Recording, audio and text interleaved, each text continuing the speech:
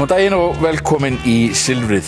Við ætlum að tala menntamál hér framalega í þættinum, mikilvægan málaflokk og mönnum finnst vera hálfgerð kreppa hér í menntuninni. Það berast svona frekar vondar fréttir þegar útlendingar fara að taka út menntakerfið hjá okkur. Tölum það hér á eftir.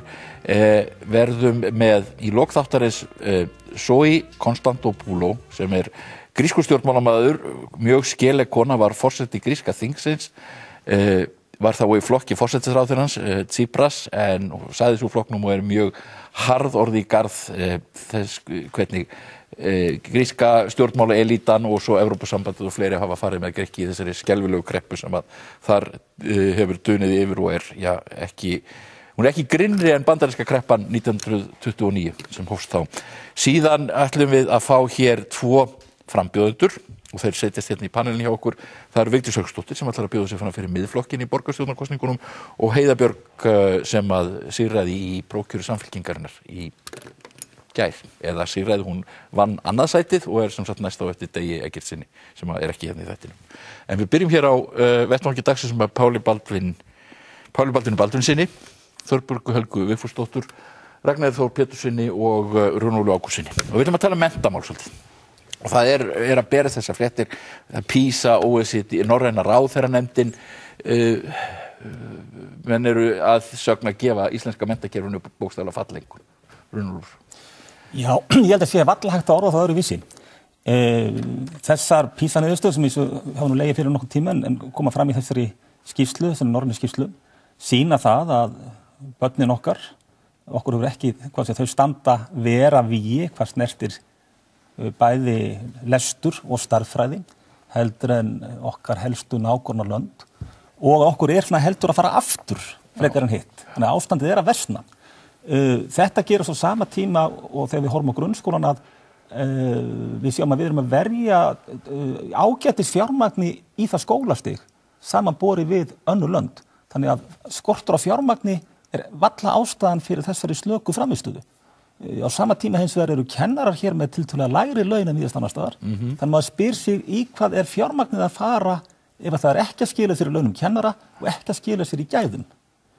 Á sama tíma síðan hér viðvarandi og mikið brottfall úr framhaldsskólum, þar sem að 2 af hverjum 10 nemendum sem að hefja framhaldsskólanámi nánast hrekjast úr námi og ljúka því ekki. Þetta 2-falt hærra hlutfall en eiginlega alls staðar í kringum okkur.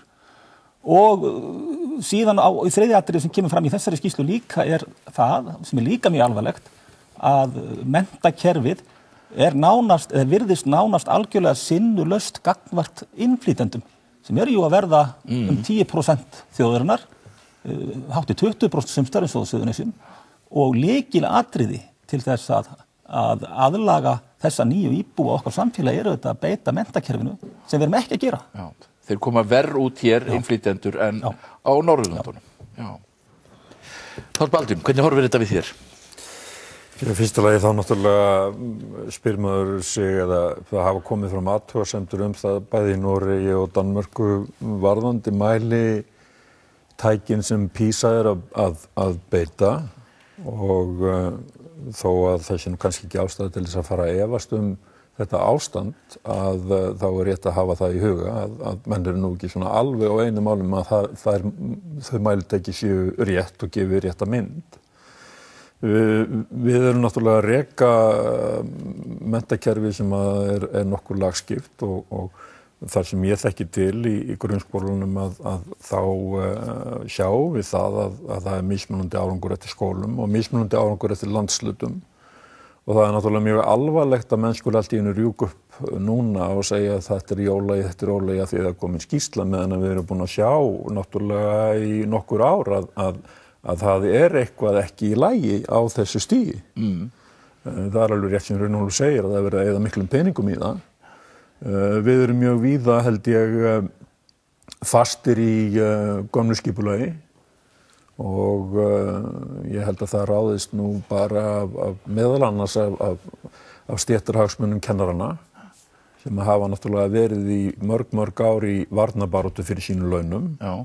Og það búið að gera breytingar til dæmis á kennaramenntun sem við erum að sjá að ekki skila þeim árangri sem menn ætluðust til. Þó að það gefi kannski einhverjum sem með 5 ára nám aðeins laun. Já. Þannig að þetta svolítið flækja sem að mjög erfitt að átta sig á. Víða eru bekkjadeildirnar alltaf stórar og með náttúrulega því að fara í skóla án aðgreiningar þá erum við að kalla fullt af börnum inn í stórar bekkjadeildir sem að þyrftu í rauninni að njóta alveg sérstakrar aðstoðar. Mér fannst það mjög merkilegt á sínum tíma þegar ég bjó í London og horfði þar á 5 ára bekkjadeild og það voru vísu 30 börn en það voru 2 herbergi og það voru 2 kennarar og þeir skiptu með sér verkum þannig að það var annar þeirra var að kenna krökkum í einstaklingskennslu að lesa meðan að hinn sá hópinn. Og ég held að við búum bara við kerfi sem að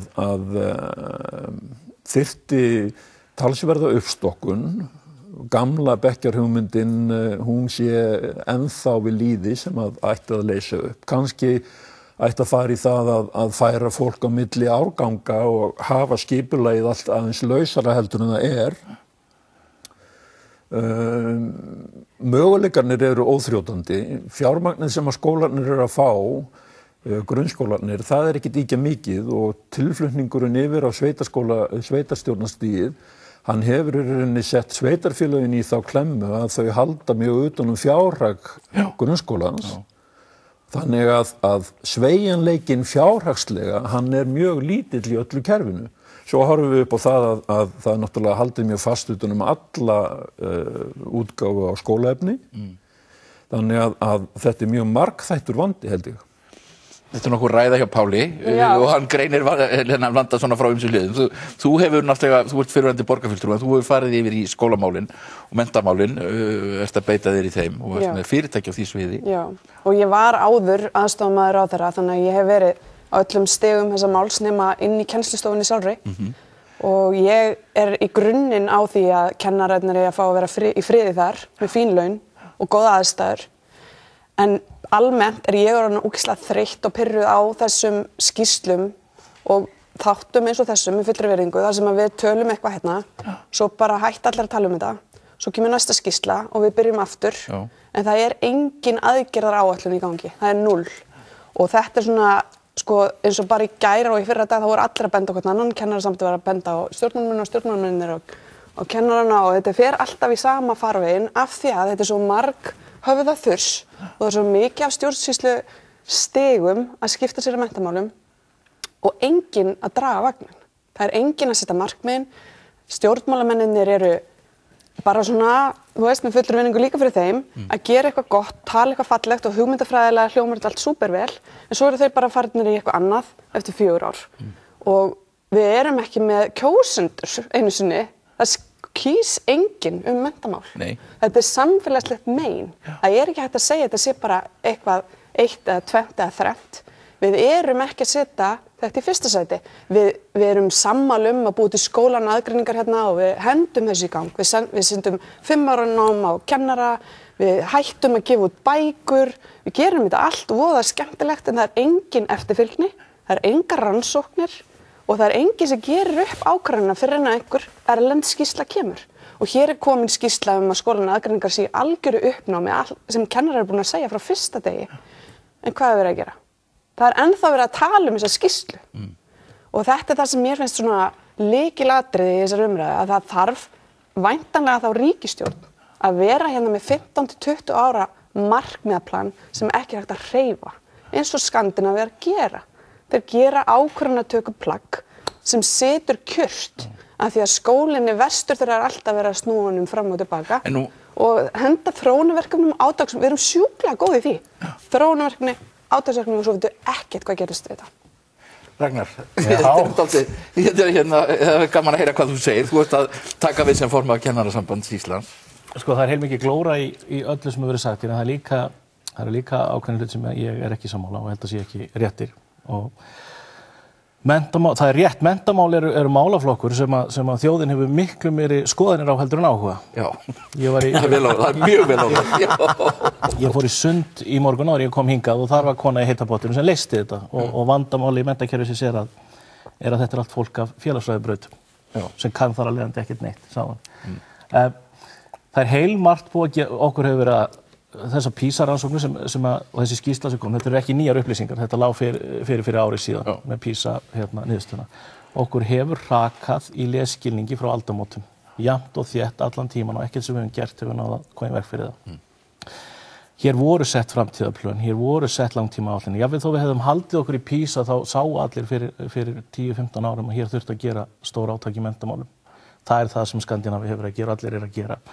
Hér voru sett nýju lög, hér voru búin til samfella skólastiga, hér var kennaranámi lengt. Það er ástæða bak við allt saman. Þetta átt að skila ákveðnum hlutum sem það hefur ekki gert. Ýmsar ástæður til, ég sammála menntakerfið er of íhaldsamt, en mig grunar samt að íhaldssömu skólarnir séu ekki að standa sig verið en hinir á þessum mælikvörðum. Ég hef það ekki staðfest. Ég sé 3 hluti sem að hafa svona gert okkur erfitt fyrir. Efnahagshrunið hafði vond áhrif á menntakerfið og þegar að kennaramenntunin var lengt þá átti að fylgja því kjarabætur sem kom ekki, það hafði líka vond áhrif. Alvarlegasti þátturinn að mínu mati og það er skýrsla sem að staðfesti það sem kom út 2016 eftir síðustu PISA-könnun að það er að ég held að sko það er ekki tilviljun okkur hefur hrakað á 18 árum eða 16 til 17 árum hefur okkur hrakað í lesskilningi sem nemur hálfu skólaári.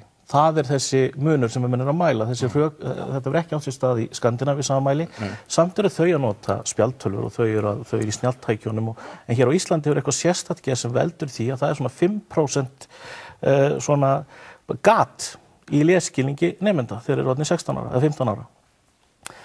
Og ég held að ungmennin okkar séu hreinlega að einhverju leyti að flytja burt úr íslensku málheimi. Ég held að þar liggi ákveðin áskorun sem við erum að sjá.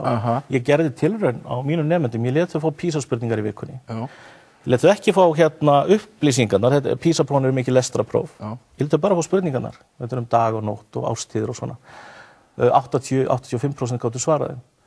Þau þurftu að lesa textan á undan og svara síðan og stóð þessi verð. Þau eru ekki eins læs á íslenskt mál. Og það er ekki eitthvað sem er bundið við grunnskólan þó við sjáum þetta birtast þar. Þetta er sjúkdómseinkenni held ég á heilli þjóð vegna þess að 2010 keyptu menn 8 bækur að meðaltali á mann á Íslandi. 2016 er þetta komið niður í 4,2, eitthvað svoleiðis. Þetta er Danmörku líka, þeir eru að yfirgefa dönskuna. Já, og þetta er ekkert íslenskt. Þetta er ekkert bundið við Íslandi. Jú, þetta er á Íslandi og við sjáum það í skólanum. Á Íslandi, sérstaklega bráðgeru nemendurnir okkar, að þegar þeir eru konið í svona 7., 7., 8. bekk, þá fara þeir að sinna sínum áhugamálum á ensku. Þetta er ekki nærri því sem að mæla í Danmörku. Tala saman á ensku. Þau tala saman á ensku, þau búa yfir hugtakaforða og ég held að þetta sé alvarlegra á Íslandi heldur en víða og ég held að sé ekki tilviljun að Íslendingar eru hættir að geta skilið veðurfréttir á íslensku og þurfa að fá bara litakóða til að vita hvernig veðrið er úti. Þetta með læsið, af því að það er grunnurinn að vandamálinu í brottfalli, grunnurinn að vandamálinu fyrir útlendingana. Ekki bara læsið, heldur samkvæmt rannsóknin 2016, orðaforði. Já, ég ætla að taka það með. Þetta grundvallarmál hefur ekki verið tekið föstum tökum þó að við séum búin að sjá þetta frá 2000. Það er hægt að segja að við höfum breytt fullt af dótu og pínu mín gagnrýni við að breyta miklu og hratt á þess að skoða hvað afleiðingarnar. Og þetta gildir ekki bara læsi, þetta gildir líka stærðfræðina. Við erum líka slök þar og okkur er líka hraka þar. Þannig ég er ekki endilega viss að þetta sé kannski partur á skýringunni, en ég þurfum að spyrja bara mjög kritískra spurninga. Við þurfum að spyrja þetta fjármagn sem er að fara í grunnskólan. Fyrst að það er ekki að skila sér til kennarana, í hvað er það að fara? Við þurfum að spyrja skóla án aðgreiningar. Hverju hefur sú stefna skilað okkur, fjárhagslega og faglega ekki síður, hverju er hún að skila þeim börnum sem að þurfa þjónustu að halda, eru þau að fá viðeigandi þjónustu, og hverju er hún að skila skólakerfinu í heild. Tölum og síðan þurfum við líka að ræðum gæði kennarana. Það er ekki verið að mæla nokkuð skapaðan hlut. Við vitum ekkert þetta. Og þegar við tölum mælingar hérna á Íslandi, þá fer allt aftur í skotgrafirnar. Bara PISA er ónýtt og þetta er ónýtt og við megum ekki og þetta hefur áhrif á börnin, en ef við mælum ekki neitt, þá vitum við ekki neitt og við getum ekki gert þetta svona. Þetta þarf að sjálfsögða að greina og skoða og mæla og við þurfum líka að skoða gæði kennarana, þá er ekki að tala gæði þeirra einstaklinga sem er að kenna, heldur gæði kennara námsins. Þar höfum við 2 háskóla sem er að kenna, mennta kennara. Þeir eru báðir að nálgast þetta verkefni mjög akademist. Það er verið að kenna gríðarlega mikið af kennslu og uppeldisfræði greinum, kennslufræðilegum, en það tiltölulega lítil áherslu á æfingakennslu og svona þessa praktísku nálgun. Þannig erum við kannski að nálgast þetta verkefni öðruvísin til mynda Finnar sem að hýsa megniða sínu kennaranámi í fagháskólum sem eru rúmlega með praktískari nálgun. Má spyrja, eru íslenskir háskólar kannski frekar að útskrifa kennslufræðinga heldur kennara? Má spyr, ég veit það ekki. Ég held að það sé alveg spursmál. Já, sko, nei, hér, sko, þetta sé mjög dálítið grunnumræða. Ég sammála Ragnari, við verðum að fara. Dempa fram hérna hvað með peningana, og þetta hefur verið haldreipi samband sveitarfélaga sem þeir tóku í grunnskólanum til að horfast ekki í augu við hana vanda að þeir sé að dæla fullt af peningum í menntakerfið. Það er rétt. Það er til skýrsla, þeir hafa gert skýrslur þar sem segja í hvað þessi peningar fara, en þar reyna menn að beina alltaf sjónum að kennurum vegna þess að það langmest að laununum og launakostnað vegna þess að það er eina sem þeir hafa sem er hreyfanlegt í kerfinu. En það er gríðarlegt fjármagn í kerfinu sem fer í húsnæði. Alveg ofboðslegt, miklu meira heldur en í samband og það kemur inn í heildarsumuna hjá okkur en ekki á mörgum öðrum þjóðum sem telja ekki húsnæðiskostnaði með. Það er gríðarlegt fjármagn sem liggur í dreifbílinu. Það er fullt af lausnum í því hvernig þetta minnka kostnað við kennslu í dreifbíli, en það er gríðarlegu kostnað bara á norðanverðu Vestfjörðum. Norðan við Dýrafjörð eru fleiri fámenni skólar en í öllu Englandi. Þetta kostar ofboðslegt fjármagn. Það sem peningarnir hafa ekki farið í mannauðurinn og það eru svona að takast á í heiminum núna tvær grundvallar hugsjónir hvernig að þróa menntakerfi. Önnur byggir á fagmennsku starfsfólksins á gólfinu, þannig að það er hreyfiafl framfaranna. Hinn byggir á samkeppni, stöðlun og svo framvegis. Menn hafa mismunandi skoðanir. Eflaust er besta útgáfan einhvers konar syntesa af þessum hugmyndum. En það er ástæðan fyrir þessari gríðarlegu áherslu á að kennarinn sé kennslufræðingur. Það er svona 2 árum bætt við, það átti ekki að taka neitt á. Hann átti að verða öflugri fagmaður og þetta er leiðin sem hefur verið farið og það má ræða kosti og galla á þessu en í alþjóðlegum samanburði er miklu betri árangur af því að fara þessa leið sem við ætluðum að fara en okkur brast örendi til að fylgja. Þetta er raunin það sem Finnlandi gera. En þegar við horfum upp á það sko að það er hrun í sko aðsókn í kennaranámi og maður reyndar skýringa því og það maður finnur svo sem kannski 3 aðalskýringar að það kannski námið er orðið býsna langt, kjörin eru léleg og svo er náttúrulega í góðæri á Íslandi er kannski alveg ótalega margt annað sem að einhvern veginn fólki leitar í annað sko. Á Vesturlöndum, það jókst í kennaranámi. Á Vesturlöndum er fólk að mennta sig miklu lengur. Ef við höfum verið sett hér fyrir 7-8 árum, þó ekki hvarflað að okkur að neinn væri að vílaða fyrir sér að fara í mastersnám. Það stemdu allir úr BA-námi í mastersnám og svo í doktorsnám og námið var alltaf að lengjast. Ástæðan fyrir hruni í ef við ætlum að ná menntakerfinu upp úr þessu og auka aðsókn sem er líka forsenda þess að sé hægt að reka menntavísindasvið og Háskóla á Akureyri með að kenna þessar greinar að þá verður að vera aðsókn til þess að sé hægt að halda úti þeirri kennslu þarf og þá þarf ósköp einfaldlega að bæta kjörin eins og stóð alltaf til. Það stóð alltaf til að bæta kjörin, sveitarfélögin höfðu áhyggjur af þessu og lýstu þessu yfir og sögðu þið getið ekki lengt bara námið ef það fylgir síðan ekki fjármagn.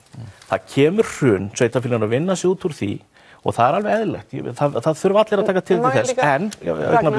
En núna standa sveitarfélögin betur en nokkru sinni fyrr. Það eru góða framtíðarhorfur hjá sveitarfélögunum.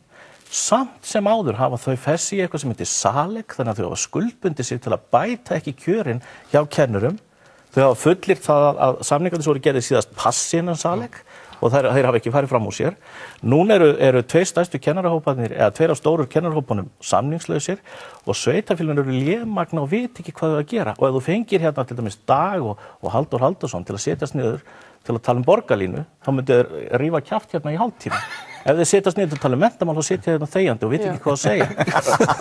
Því að Samband sveitarfélaga hefur búið til hérna lamandi ástand sem er ein af ástæðum þess að við erum að klúðra menntakerfinu okkar. Ég veit að þetta er svona ákveðin lína sem að Ragnar þarf að taka, en ég vil fá að segja að það þarf að huga að líka aðbúnaði eins og Páll talaði. Skólastofan sjálf er bara hún er hrá og kennarinn er ekki með tæki og tól fyrir allar þessar breytingar sem við erum að krefjast af skólakerfinu. Við höfum heldur ekki bara byggt utan skólana stuðningskerfi og ástæðan fyrir því að landsbyggðin er svona miklu lægra meðaltali er að þegar ríkið skilar þessu til sveitarfélagana þá rofnar öll stuðningsþjónusta, bara öll. Og við erum hér bara í æðislega stöðu að segja þetta er sjálfstæði sveitarfélagin eru sjálfstæði til að taka þessar ákvarðanir nærþjónusta. Hver svarar auglýsingum hálft starfi sérkennslu út á land? Hver gerir það? Þetta bara virkar ekki. Það ekki hægt að styðja landsbyggðina með einhverjum orðum. Það verður að laga þetta almennilega. Þetta ekki bara landsbyggðarvandi. Gæðunum hefur líka hrakað hér á höfuðborgarsvæðinu. Lesskilningur hefur minnkað og það aftur og við höfum ekkert gæðin, helmingur barna Erlendsbergi brautarnir í Reykjavík það þarf ríkið þarf að fókusera. Við sjáum líka dæmi það. En það misskilningur, skólinn fór bara til sveitarfélagana, það var sem sagt bara illa staðið að því. Það alltaf illa staðið þessum innleiðingu. Bara fyrirgefið. Við erum rosa duglega að segja og henda inn í lög, svo bara fylgja peningar ekki við innleiðingu. Við getum heldur ekki endalaust verið að velta okkur upp í fortíðinni sem gerðist hér þegar þetta fært yfir, að horfa fram á veginn. Við sjáum það hægt að taka á málum. Við sjáum til dæmis hvað hefur verið gert á Seltjarnarnesi. Þeir komu mjög illa út 2012, út úr PISA. Þeir fari í massífa vinnu, mér skilst að einasti bekkur byrja á lestri í klukkutíma, eina stund á mótnana og fóru í átak og þeir snar hækka sig og eru það hæstir á höfuðborgarsvæðinu. Það náttúrulega verið að gera það víðar. Nákvæmlega. Þannig að menn þurfa að greina þetta og meta, taka einstaka skóla og hressa þetta við. En hvað með ábyrgð, svo náttúrulega spurt, ábyrgð heimilanna foreldrana? Við getum ekki hent öllu hérna yfir á skólanum. Það náttúrulega er deilumál, það faglegt deilumál og hafandi verið í stjórn einkaskóla í núna áratug, þá ég búin að vera að hlusta á kvabb í foreldrum eða heyra á kvabb í foreldrum yfir skipulagi sem byggir á því að krakkin sendur heim og hann á að leysa ákveðin verkefni og hann á helst að leysa þau verkefni með foreldrum sínum og fólk hefur bara ekki nokkuð tíma til að sinna börnunum. Það bara sannleikurinn í málinu. Það algjörlega númer 4, 5 og 6 að fara að vinna með krakka þegar hann kemur heim með heimanum. Svo fer maður bara að kanna umræðu í öðrum löndum og þá eru menn bara að efast það að heimanám skili bara nokkrum árangri nema kannski einhverjum sterkum tilfinningarböndum milli barns og foreldris. Þannig að maður veit ekki alveg hvað maður á að biðja Við erum að horfa upp á það að þessi krakkar þeir hafa alveg rosalega mikið að gera. Þó það sé kannski ekki mikið að gera í skólanum. Nei, við erum að horfa á aukna íþróttaþátttöku, við erum að horfa á allskyns sérnám. Stór hluti af tímanum fer nú í það að keyra blessuð börnin fram og tilbaka borgarlandið, og ekki sínum talað dreifðar byggðir. Það tekur sinn tíma.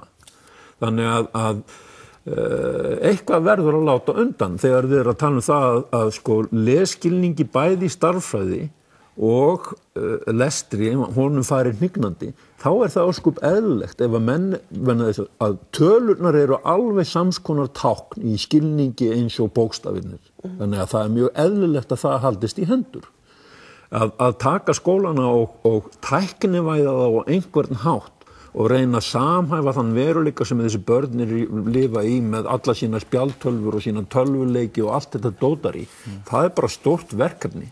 Og svo erum við að tala dóttir mín var að klára matthildi. Ef að ég ekki með henni í þessu sem foreldri, þá veit hún ekki hvað gírstöngu í bíl. Það þetta sem þetta snýst Ef að foreldrar ekki meðvitaðir hvað að gera, þá enginn sem segir þeim hvað þessi orð þýða. Og þetta lesskilningsmálið sem allir eru að tala Þú hefur verið í stjórnskóla sem einkaskóli, Landakotsskóla. Og það náttúrulega ein spurningin, ég meina þurfum við kannski meiri einkarekstur í þetta kerfi? Það náttúrulega komum við að þessu einkareksturs dæmi og þá hlaupa menn bara ofan í skotgrafinu, alveg undir eins. Við erum að horfa upp á einkarekstur í íslenska kerfinu alveg frá því að skólakerfið fer á stað í upphafi 19. aldar. Öll yngri kennsla lengi vel var í höndunum á kennurinn sem voru að reka einkafyrirtæki. Allt tónlistarkerfið, allt myndlistarkerfið, öll ökukennslan, allt þetta einkaríkin fyrirtæki. Og það bara vegna ótta það að það verði farið að níðast á foreldrum og það verði styrkist stéttskipting með skólagjöldum og öðru slíku sem að menn eru hræddir við einkarekstur. Fyrir þetta náttúrulega stofnkostnaðurinn í skóla, hann er stór mál.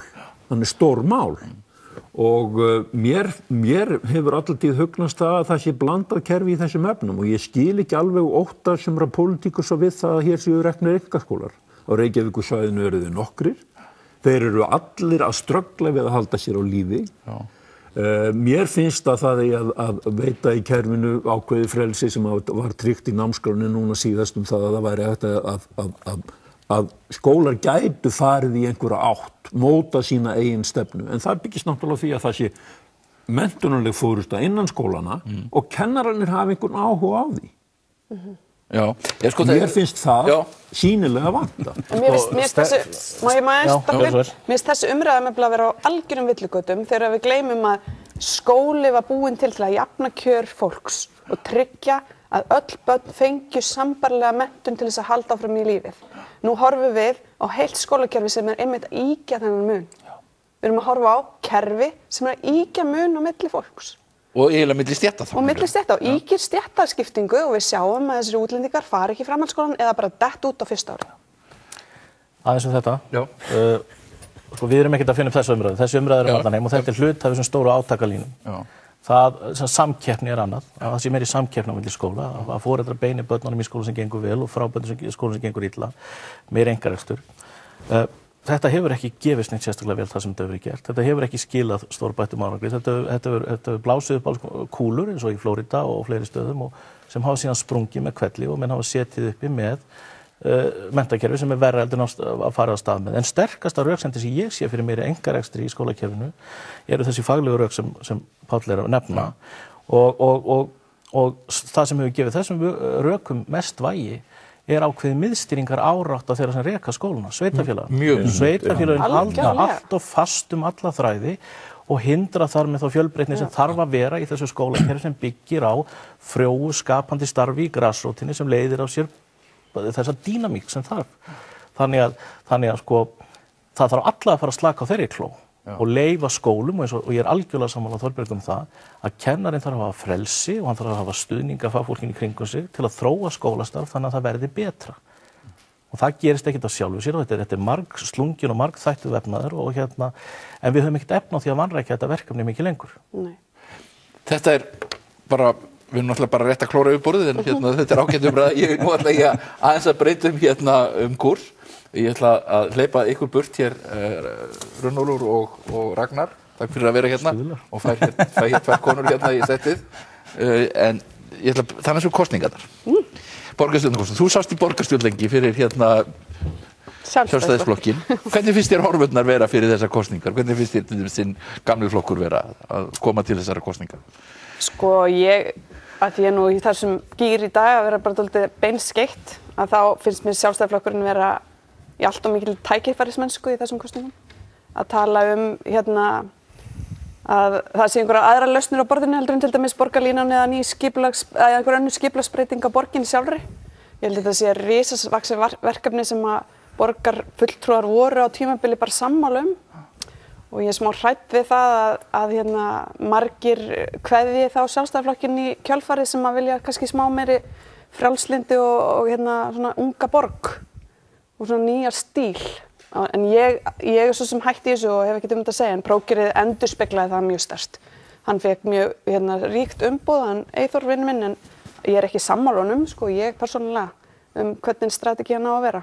En finnst þér þú sjá á spilin hjá honum? Ég meina þetta hefur náttúrulega fram að þessu þá hefur þetta verið bara mjög slagvarakennt og yfirborðskennt og nánast eins og maður sé að skýla sér á bak við það að hann treysti því að þessir frasar séu nóg til að byrja með og hann eigi eftir náttúrulega að taka listan og skipuleggja hvernig hann verður og raunverulega finna sæmileg rök fyrir þessum stefnumálum sem hann er að flagga. Já, og mér finnst samt það eru margir fundir búin að eiga sér stað áður en að listin er komin. Það er búið að leggja smá línunar. Okay. Þannig að mér líður þannig að að það sé einhverjar aðrar lausnir á borðinu sem er eftir að koma, jú, sannarlega, og við hefum eftir að sjá þær.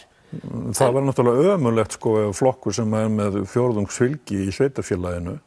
Ef hann og með þessa sögu, ef hann ætlar að skella sér í kosningabaráttu og fyrst og fremst að vera bara með meira minna innantóm og illa rökstudd slagorð. Já, en þá komum við aftur að þessu umræfni þaðan. Fólk kýs einhvern veginn flugvöllinn 8-10 ár í röð, þú veist. Þetta er bara dálítið það er nú reyndar dálítið sérstakt með þessar borgarstjórnarkosningar. Ég er svona skoða kosningamál gegnum tíðina og það er alveg furðulega skrítin mál sem geta ofta orðið aðal. Það er bara tilvíðunar fuglahúsin á Hofsvallagötunni rís ekki í gær þá væru þau kosningamálið en það er náttúrulega spurning. Hér eru þau komnar Vigdís Hauksdóttir og konur með svör. Heiða Björg Helgadóttir. Sælar, þið eru sem sagt frambjóðendur ykkar flokka. Vigdís, það var tilkynnt í gær að þú yrðir frambjóðandi Miðflokksins í Reykjavík og þú sigraðir glæsilega í prófkjörinu og varst annarsætið hjá Samfylkingunni. Ég ætla bara að fara beint í þetta, Vigdís. Hver verða þín málefni í þessum kosningum? Já, það svolítið skemmtilegt að hafa hlustað á umræðuna hér í þessum þætti því að ég hef mikinn áhuga á því að það verði talað vítt sveitarstjórnarmál. Að þessi kosningabaráttu snúist ekki ein lítil afmörku verkefni. Heldur verði þetta á víðum grunni eins og til dæmis það að verði farið í þá vinnu að skoða það hver eru valdmörk ríkis og sveitarfélaga. Það til dæmis eitt sem við þurfum alveg að skoða því ég til að Reykjavíkurborg sé komin út fyrir valdsvið sitt og þurfa að skilgreina sig nánar hvert hlutverk sveitarfélagsins og þess vegna þarf að fara í það og nái ég og minn flokkur góðum árangri í þessum kosningum að þá verði það farið í þá skoðun fyrstu 3 mánuðina. Hvert lögbundið hlutverk Reykjavíkur. Þar hægt að spara mikið fjármagn sem þá hægt að setja þá í þessar grunnstoðir til fólksins sem að vinnur raunverulega á gólfinu. En hvað þá Reykjavík að gera sem hún ætti ekki að gera? Sko, ég ætla ekki að setja neitt fram hér núna en miðað við að hafa skoðað þetta og skoðað málin, ég sem formaður fjárlaganefndar, þá það augljóst mál að sveitarfélögin að taka þessi hlutverk sem þeim ber ekki lagaleg skylda til. Já. En hvað með svona þessi deilumál, borgarlínan? Já, það eins. Ég vil að þessi samgöngumál höfuðborgarinnar og landsbyggðarinnar séu skoðað heildstætt. Formaður flokksins hefur talað mjög skýrt. Hann telur að borgarlínan eigi ekki að koma eins og hún kynnt núna. Samgöngumál eru mál sem á að hugsa til 80-100 ára. Það grunnstoð. Það á ekki að hlaupa á stað með rétt fyrir kosningar að vilja allt í einu fá borgarlínu og svo kom gagnrýni á það og þá var hlaupað á stað með það að setja Miklubraut í stokk, nýbúið að gera Miklubrautinu upp. Þetta verður að ræðast af sko í jafnvægi og miklu mikilli þolinmæði því að grunnstoðir eins og flugvellir, gatnakerfi og vegakerfi landsins, þessar æðar, þetta eitthvað sem við þurfum að byggja upp til næstu, eins og ég segi, 50, 80, 100 ára. Að það eigi ekki verið eitthvað svona hendistefna, eitthvað bara svona kosningalóður. Hvernig finnst þér borgin hafa verið rekin síðustu árin? Ég fer ekki dult með það að rekstur borgarinnar í miklum ólestri og það það sem að ég hef á stefnuskráni, það það að verði ekki farið fram með rándir kosningalofvörð sem ekkert að standa við. Verði útgjalda kosningalofvörð hjá Miðflokknum, þá verða þau fjármögnuð og við rökstyðum það með því að koma með sparnaðartillögur á móti. Þetta grunnstef Miðflokksins. Ég geri ráð fyrir að þið verið þá með því að flugvöllurinn sé áfram en viljið færa spítala? Já, nýr spítala á nýjum stað, flugvöllurinn áfram í Vatnsmýrinni. Og sem sagt og svo verður listin kynntur 24. febrúar, allavega 6 efstu og þá komum við til með að koma saman sem hópur og marka þá stefnu í þessum smærri málum. En þetta meginstefið. Heiða. Já. Samfylkingin, þið virðist nú reyndar verið í ágættri vígstöðu í Reykjavík, þið eru með þokkalegt fylgi og það maður einhvern veginn gefur sér að Vinstri græn muni vinna með ykkur og líklega Píratarnir áfram og þannig að þið hafið alveg ágætta möguleika til þess að halda og svo veit maður ekki hvað Viðreisn gerir en verður það bara þá meira af því sama? Já, mér finnst við hafa lagt fram núna góða skýra stefnu um það hvernig við viljum að Reykjavíkurborg þróist. Við viljum að Reykjavíkurborg þróist í átt til framtíðar. Við viljum hér þétta skemmtilega lifandi borg þar sem mannlíf og menning og margt af því sem við erum að gera sannarlega ekki lögbundið en afar mikilvægt og það mjög margir sem að nefna einmitt svona hluti eins og Vigdís við hliðinum mér áðan að við höfum ekki verið að gera það sem ekki lögbundið. Ég vildi ekki nefna hvað það er heilmargt sem við erum að gera en það er mikilvægt að hér viljum við mannlíf, við viljum öflugt líf og umhverfi fyrir fólk þar sem við getum lifað góðu lífi, liðið vel. Við erum við góða heilsu. Við erum ekki bara að tala um bíla og hús. Við erum að tala um fólk. En verður þetta ekki svona einhvern veginn grundvallar ágreiningurinn í kosningunum milli þín og Vigdísar? Er þetta ekki svona línurnar sem eins og verða gæti orðið skarpastar? Ég held ég bara verða að taka svolítið undir með Þorbjörg og Helga áðan. Mér finnst Reykvíkingar standa svolítið frammi fyrir valinu núna. Vilja þeir halda áfram eða vilja þeir horfa tilbaka? Við viljum halda áfram, við viljum fá nýja sýn á borgin okkar. Borgin okkar að þróast mjög hratt. Við erum að vinna nýrri sýn í menntamálum, við erum með stórsókn í velferðarmálum, við við erum búin að gera upp uppbyggingaráætlun fyrir fatlað fólk, við erum að leggja fram núna átak í atvinnumálum fyrir fatlað fólk, við erum með aldursvæn borg, við erum heilsueflandi borg, við höfum verið að vinna þar sérstaklega með aldrað og börn. Það mjög margt og þetta er hérna, það sem við erum að leggja fram yfirleitt til lengri tíma. Við erum auðvitað búin að vera í stórkostlegri húsnæðisuppbyggingu, eins og bara allir sjá sem labba borgina. Það gengur vel, kosningalóðarnir sem voru lögð fram fyrir síðustu kosningar hafa staðist, reksturinn stendur vel, borgin er sterk, hún stendur vel fjárhagslega. Þannig að við leggjum óhrætt okkar verk í dómum Reykjavíkinga. Við erum lent að kosningafundi.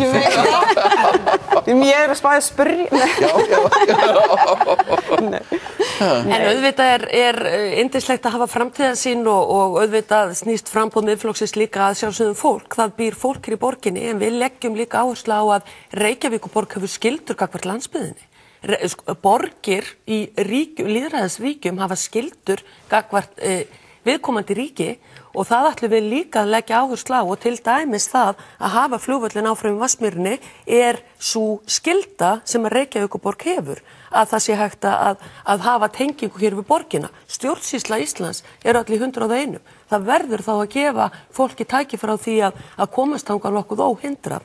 En svo bara er kosningabaráttan að fara á stað og við erum líka að horfa á það að það eru óteljandi tækifæri og tekjuaukning Reykjavíkurborgar síðastliðin 5 ár hefur verið gríðarleg og ég spyr hvert eru peningarnir að fara því þetta snýst alltaf fyrir rest núna eru sveitarstjórnarkosningar útsvarsgreiðendur og það hvernig þeir vilja að útsvari sínu sé best borgið og best varið.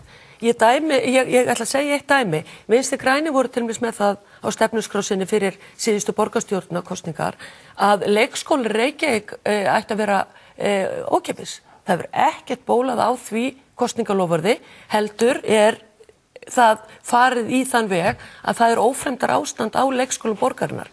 Og ef við ætlum að byggja upp gott mannlíf og laða til okkar ungar fjölskyldum og ungbörn, þá til dæmis verður þessi grunnstoð að vera algjörlega í lagi. Því miður er það ekki, svona geti tekið hvern málaflokkin á fætur öðrum og talið upp. Og gleymi því ekki að Samfylkingin, borgarstjórnarmeirihlutin féll 2014 og það var myndaður nýr meirihluti. Þannig við teljum að það sé gríðalegt tækifæri að koma þarna inn með skynsamlegar ákvarðanir og við komum til með að láta verkin tala í því. Já, nú með félögum þínum fyrrverandi í Framsóknarflokknum, formaður leikskólaráðs 2006. Já, nú er ég ekki í Framsóknarflokknum. Nei, þegar enginn fékkst til starfa. Þetta er ekki, það verður að skapa það svigrúm. Það er að heyra þetta bara þessu skellt fram. Eigum við þá bara að láta það halda áfram þannig að enginn fáist til þess að vinna á leikskólum eða eigum við að taka þetta út fyrir boxið, eigum við að taka þetta út fyrir boxið og skoða málinu upp á nýtt. Ég tel að það sé orðið tímabært og jafnvel að nota eitthvað á útsvarstekjum Reykjavíkur til þess að koma til móts við þá sem að vinna eins í sig á gólfinu. Erum við lagstu launin, laun eru skammalega lág hér og verkalýðsforystan verður náttúrulega að koma í það með okkur að þeir lagst launuðustu fái raunverulega hækkun. Hækka laun leikskólakennara. Hækka laun leikskólakennara og byggja upp leikskólakerfið. Þetta er mjög skýr lína. Jafnvel að hleypa þá krökkum áfram inn í grunnskólana fyrr. Það er auðvitað af og frá að þetta kosningalofur Vinstri grænna frá síðustu kosningum hafa ekki komist til framkvæmda því að við höfum lækkað hér leikskólagjöld ítrekað og heilmikið. Það áttu að vera gjald en leið, já, það er tekið í skrefum Vigdís. Og það er ekki gert í einu, þau fengur náttúrulega ekki hreinan meirihluta, þau eru 1 af 4 flokkum og við fórum með þeim í þetta en á sama tíma hefur útgjöldum leikskóla þau hafa aukist 17% á sama tíma og tekjurnar hafa í rauninni staðið í stað. Þetta er ótengt og þetta er líka eitt af því sem við þurfum að hugsa sem samfélag. Viljum við endilega að það séu foreldrar leikskólabarna sem borga leikskólan? Kannski er það bara góð fjárfesting fyrir okkur sem samfélag að það sé ekki dýrt. Af því þetta er fólki sem á oftast erfiðast með á endum saman og þú veist, þetta er hlutur sem við verðum að ræða. Þetta var ekki okkar stefna en við fórum með Vinstri grænum í þetta og við höfum hlúðað leikskólanum en bara rétt eins og Þorbjörg Helga segir, það er alveg sama hvaða flokkur stjórnar borginni, hvort það er Samfylkingin, Miðflokkurinn eða Framsókn. það verður að finnast fólk til þess að vinna þarna. Við höfum yfirborgað ófærlagt fólk og ég er tilbúin til þess að borgaði meira. Við höfum borgað 10 auka tíma í mánuði. Kópavogur var að koma inn í það sama með okkur núna, var að jafna það. Ég held að við þurfum að gera betur. Bara hitt að lókum, þetta sko þröskuldurinn með 23 borgarfulltrúum eins og veru, þá þröskuldurinn mjög lágur. Það er þetta að komast inn með alveg, þetta breytir mjög miklu. Sára litlu fylgi, það geta alls konar frambóð komist inn í raun og veru. Og ég skil ekki alveg, svo ég pundi nú aðeins á samfélkinguna, eiga allir 23 að vera á 800 krónum á mánuði. Meina, hvað í gangi? Ég bara nægjum sig ekki. Ég vil sjá svona eins og í Óðinsvéum og í Danmörku, það eru bara 4 kjörnir fulltrúar á fullum launum en þeir eru líka alveg á hvolfi. Hinir mæta í bíróðið. Þetta hljómar eins og konflikt í mínum eyrum því að ég var mjög mótfallið því að fjölga borgarfulltrúum í Reykjavík og þetta samkvæmt nýju lögunum þetta lágmarkstalan sem er heimilt fyrir í lögunum. Og ég botna það ekki, svona lítið samfélagi eins og Íslandi að það þurfa að vera auka í borgarfulltrúafjöldan í höfuðborginni. Samfélkingin sjálfsögðu ákveða þetta. Þetta er peningaeyðsla, þetta kom fram þegar Jóhanna Sigurðardóttir var forsætisráðherra. Þá var þetta frumvarp sett fram. Hvernig heldur þessar kosningar verið ekki dálítið fjörugar? Ég ætla að vona það. Ég skildi ekki alveg þetta suð sem að varð hérna í síðustu kosningum það að þjóðin var orðin svo þreytt á því að taka þátt í atkvæðagreiðslu það hverju þetta sitt í sveitarstjórnum eða eitthvað. Ég held að fólk hafi yfirleitt gaman af því að það sé reynt að draga saman til einhverja úrslita og einhverja nýrra ákvarðana í málefnum sínum og þetta leiðartal sé bara bull. Já. Ég vona það. Það er gott. Ég ætla að taka smá hlé, en svo það gríski stjórnmálamaðurinn Zoe Konstantopoulou sem afar harðorðið í garð Evrópusambandsins og þeirra sem hafa vélaði málefni í Grikklands síðan kreppan skelfilega brast þar á.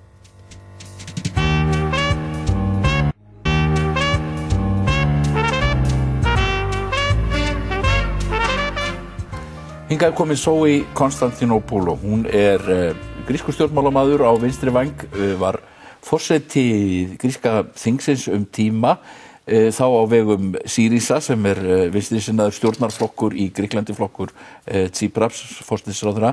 Hún gekk úr flokknum og núna búin að stofna sína eigin stjórnmálahreyfingu sem heitir Frelsisleiðin og hún mjög andvíg því hvernig Alþjóðagjaldeyrissjóðurinn og Evrópusambandið hafa komið fram við Grikki, þessi svokallaða þrenning. Welcome to this program, Zoe. Thank you very much. Very nice to be here, and let me say I didn't understand a word you said, but I love your language. Yes, I speak some Greek, but I'm not going to use it on this interview. I think it's easier for us and the listeners to do this in English. Tell me, are there signs of recovery in Greece? No. Greece is being thrown into a big well of misery, of recession, and of removal of democracy. And in order for Greeks, the Greek people, because there's no country without the people, as you very well know, in order for Greece to recover, in order for Greeks to recover, we have to gain back democracy in our country, which has been removed by the creditors. We have to gain back our freedom, which has been taken away by the creditors. We have to gain back our rights, which are violated every day by the government and the creditors. And we have to re-establish the justice system in order to ensure that there is, at the end, accountability for those who destroyed the country. You talk about the country having been destroyed. Mm-hmm. Of course, Greece has been suffering in healthcare, welfare systems, salaries have gone down, pensions, there's brain drain and great unemployment. Maybe you can tell me a bit about the situation. What happened to Greece is what would have happened to Iceland had you accepted to pay this debt that was not your own. What happened to Greece is that the people were burdened with a debt which did not belong to them, a debt created by corrupt governments, not only the Greek government, but also the governments of the European Union and other governments like the US government.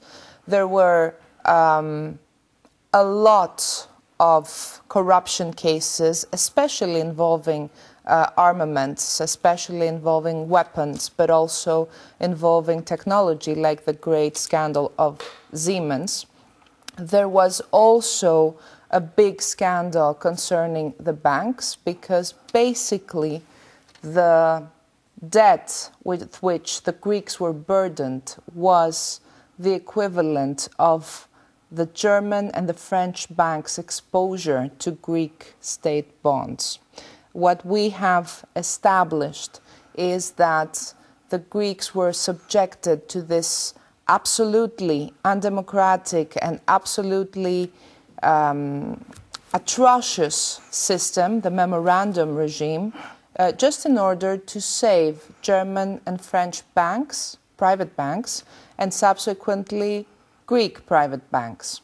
The outcome of this, which you asked me about, is misery, people committing suicide. There's an explosion of suicides, young children fainting at school out of starvation. We have had a lot of cases.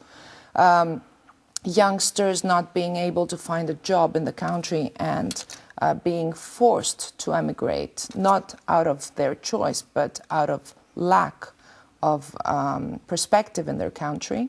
A lot of unemployment, 72% among young women at one point, and consecutive attacks on the people with cuts on their wages and on their pensions, with the imposition of taxes, and with the deprivation of access to public goods, with the privatization, large-scale privatization of our public property, everything, airports, ports, seashores, harbors, mines, archaeological places, the electricity company, the water company, the gas company, the railways, everything being privatized. And in the latest months, a very violent policy by the government to take away people's homes, to unleash a system of taking away, seizing people's properties because they are over-indebted to banks. Those same banks that were saved with public money, with the people's money. You talk of this as if a great crime has been committed. It is a crime, and actually let me say it very, very bluntly. I'm an international criminal law jurist. Yes. I'm a lawyer. My specialty is criminal law and international criminal law. This is a crime against humanity. This is a policy which is calculated to bring about the destruction of the population, and indeed it is bringing about the destruction of the Greek population and of the country. But is there no, because there's talk of there's some growth now. These are lies. These are lies. This is the pure propaganda of a system which wants to do away with Greece, which wants to say that Greece is over. This is the system that treated Greece as a game. You remember those days in 2015. Yes, in the referendum, yes. Everyone I was saying, there. I was in Greece at the time. Game over. Well, Greece is not a game, and it's not over. But this is the left-wing regime of Alexis Tsipras. You, in the party, you were once a member of his party. You were the president of the Greek parliament. Has this party, has Tsipras failed totally? Let me be very clear. This is not the left. Oh. And to accept that this is the left would be yet another great and grave mistake. These are people who used the left as their tool, as their medium in order to get to power. And when they got to power, they showed that they were all about power. The left is about the people. The left is about equality. The left is about democracy. The left is about the rights of the people. This government has attacked all social rights. It has even abolished the right to a strike just a month ago. This is a government which is implementing the most neoliberal program ever implemented. But it is a left-wing party. Well, is elected as a left-wing party. It was elected as a left-wing party, and this is why I'm no longer a member of this party, and this is why all of us who believed in the commitments of the left are not part of this party anymore. Make no mistake, this is not a government of the left. And I would say it's very important that very recently there was a very concrete demand on the part of the left party in France to expel Syriza from the European left party. I would say this is a very important action because it really puts things in the right dimension and it puts everyone before their responsibility. If the left in Europe or if the left around the world accepts that this kind of Thatcherism, the worst kind of Thatcherism, is implemented in the name of the left, then the left will lose all credibility before the people and it will lose its natural allies, which are the people. But in the polls now, it's Neo Democratia, the right-wing party, which is, well, they're probably set to win in the next elections. The classical, the old right. Let me be very frank with you. My goal and our goal, our party's goal, Course to Freedom, is that they are crushed, both Syriza and Nea Democratia. Our goal is that those parties who have a very big share in destroying the country are not, compensated at the elections. It's not true that there's a dilemma between Syriza and Nea Democratia. This is just the system's propaganda in order to convince the people that they only have two choices. It's not true. The people have the choice to reclaim their rights, their lives, their dignity. They have the choice to trust a political force or political forces which are true to their commitments. We have proved we are. And I would say that democracy is wonderful precisely because it depends on each and every citizen. Each and every citizen has in his hands, in her hands, the possibility to change the course of history and to expel to the past all those who belong to the past. Should Greece leave the European Union? I would say it more bluntly. The European Union is now oppressing the Greek people. It's not an international association, an international organization of equal member states. It is a regime, a totalitarian regime, which has imposed itself upon the Greek people with the aid, with the help of the Greek government. So I would say the real goal is to overturn the European Union, overturn those oppressors, not just leave. But Macron is actually forced on debt relief, whereas the Germans are not. So the European Union is not totally, it's not totally coherent in this issue. I don't have the same perception. I think there is, of course, a game of impressions, but the essence of the matter is that those governments and those officials have removed democracy from my country. Do you know that there are no laws passed in the Greek parliament unless they are pre-approved by the creditors? By the Troika? By the creditors, by the Troika. The Troika are those EU governments, both the French and the German and the French, and all those governments who participate in the European Commission and the European Central Bank. Do you know that there are 7,500-page laws passed in 24 hours. This was one of the latest achievements of Mr. Tsipras. 7,500 pages of legislation in 24 hours. Nobody reads them, nobody knows what they're about, yes. And what the government has been doing is inserting a lot of dispositions there in order to aid themselves and establish corruption liaisons with the media, with the oligarchs, with all of those who participated in the big party against the people. But then there is the argument that the Greeks are corrupt themselves. They don't pay their taxes, they cheat on their... Well, they cheat and they made a mess of it themselves. Well, I would say this that's what a lot of people in Europe are saying. I think they said that about the Icelanders too, isn't it? They will say this about the people, they will say this about you and me, while they know that they are the ones who steal from the people. Right now, the Greek people do not have any money to pay anything, and yet they have taxes imposed upon them which require them to pay in taxes 96% of the revenues. Can you imagine that?